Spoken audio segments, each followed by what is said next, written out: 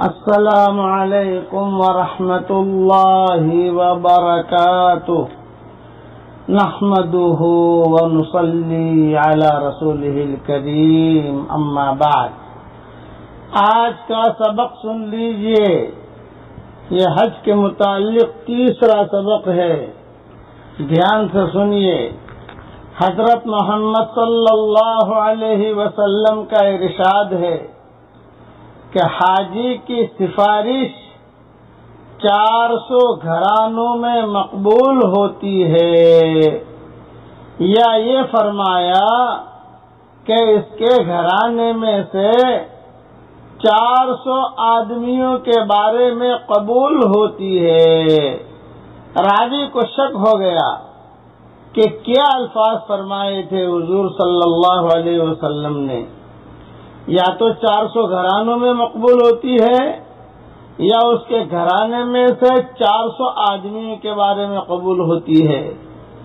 اور یہ بھی فرمایا کہ حاجی اپنے گناہوں سے ایسا پاک ہو جاتا ہے جیسا کہ پیدائش کے دن تھا۔ یہ حدیث بازار میں ہے۔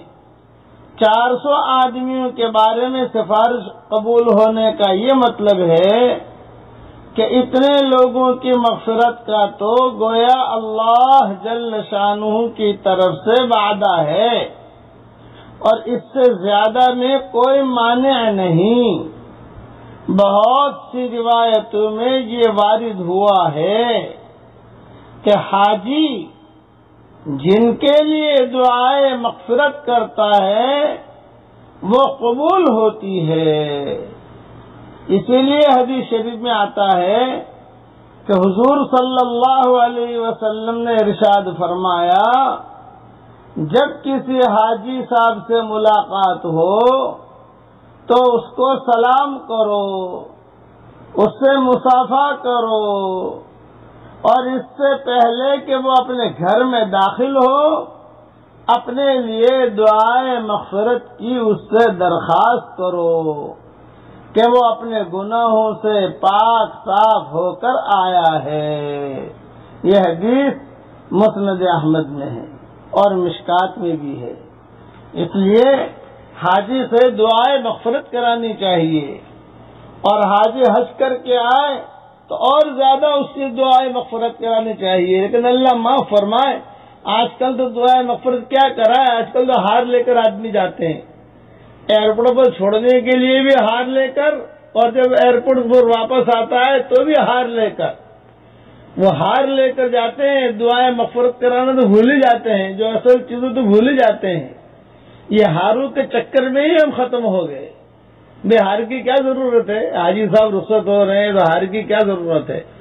ہمیں تو کوئی بھی ہار دیتا نہیں ہے۔ جب آتے ہیں تو بھی کوئی ہار نہیں دیتا، جب جاتے ہیں تو بھی کوئی ہار نہیں دیتا۔ ہار کا کوئی مسئلہ ہے ہی نہیں حج سے۔ حج تو اصل بہت بڑی نیکی ہے، یہ ذہن میں رکھنا کہ حاجی اور حج یہ بہت بڑی دولت ہے۔ اس کے لیے جو آنے والے حاجی ہیں وہ بھی درخواست کریں اپنے رشتہ داروں سے کہ بھی بدعت کے ذریعے سے ہمیں روانہ مت کرو، ہمیں تو روانہ کرو اخلاص کے ساتھ، کہ گویا وہ اللہ کے راستے میں جا رہا ہے اور اللہ کا ایک حکم پورا کرنے جا رہا ہے۔ اس لیے یہ ذہن میں رکھیے کہ حاجی سے دعا بھی درخواست بھی کرے، اور حاجی بھی اپنے بارے میں یہ سمجھے۔ بعض حاجی ایسے ہوتے ہیں کہ ان کی وجہ سے کئی گھرانوں کی مغفرت ہو جاتی ہے، اور بعض حاجی ایسے ہوتے ہیں کہ خود ان کی مغفرت بھی نہیں ہوتی۔ ان کا حج اتنا گناہ سے بھرا ہوا ہوتا ہے کہ ان کی مغفرت بھی نہیں ہوتی۔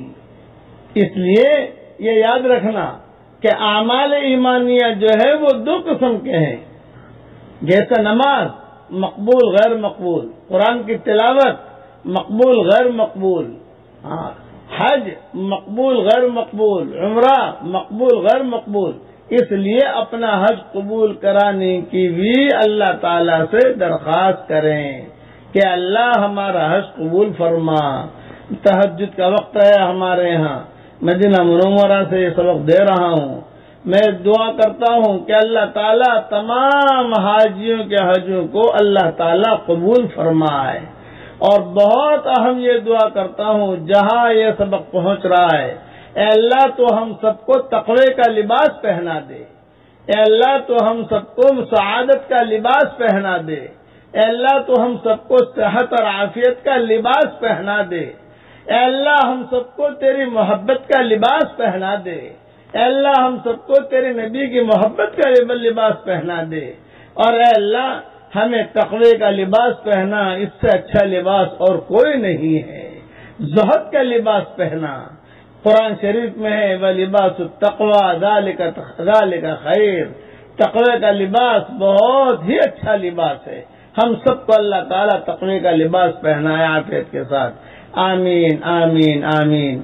جہاں یہ سبق پہنچ رہا ہے، جہاں یہ آواز پہنچ رہی ہے، ان سب کے لیے اللہ تعالیٰ یہ دعائیں قبول کرے۔ والسلام علیکم ورحمۃ اللہ وبرکاتہ، وآخر دعوانا ان الحمد للہ رب العالمین۔